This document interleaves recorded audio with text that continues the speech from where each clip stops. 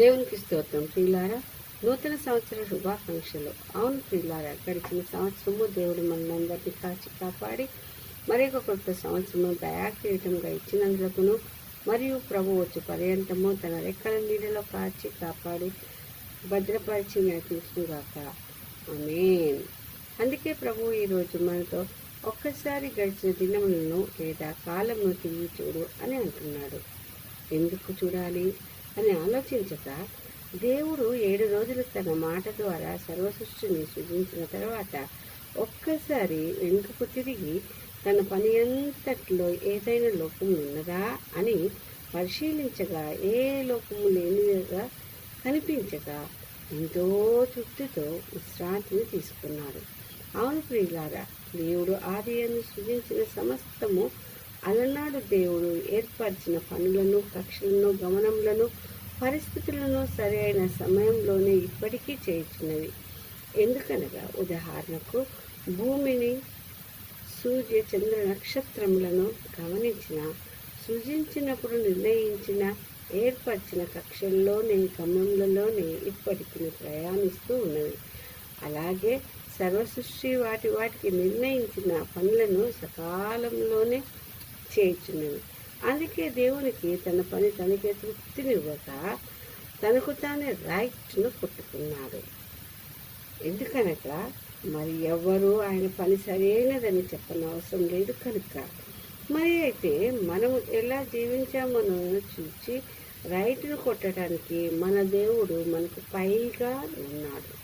కాబట్టి ప్రియులారా, తీర్పుకు ముందే మన గడిచిన కాలంలో మనం ఏ విధంగా జీవించామోనని ఒక్కసారి వెనుకకు తిరిగి చూచుకుందాము. దేవునికిని ఆయన ఆజ్ఞలను పాటిస్తూ విధేయులమై పుట్టించే మార్గంలో ఉన్నామా లేదానని చూచుకొని మనల్ని మనమే సరి చేసుకొని ఈ కొత్త సంవత్సరంలో ముందుకు నడుపుతాము.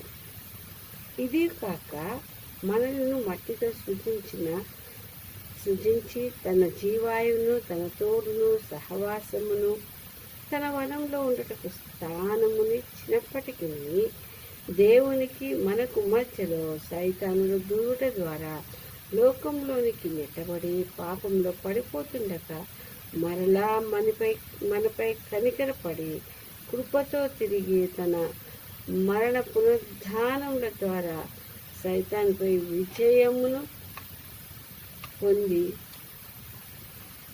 మనల్ని రక్షించినాడు, మనకు రక్షణ కలిగి చేసినాడు. ఈ విధంగా మనకు రక్షణ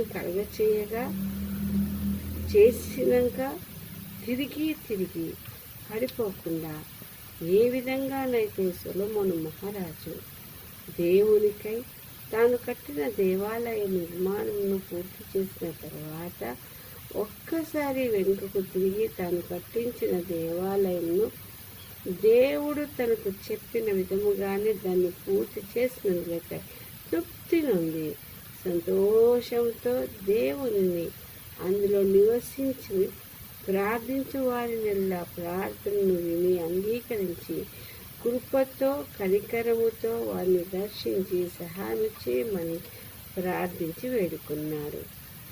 అటు విధముగానే మనల్ని సరిచేసి మన హృదయంలో నివసించి నడిపించమని వేడుకుందాము. ఏ విధంగానైతే సొలొమోను కట్టించిన మందిరములో దేవుడు ఎప్పటికీ ఉంటూ మనందరినీ కాచి కాపాడుతూ మన ప్రార్థనను వింటున్నాడు. ఆ విధంగానే దేవుడు మనల్ని నడిపించి ఆయన మహిమార్థమై వేడుకుని గాక. ఈ కొద్ది వాక్యము దేవుడు జీవించును గాక.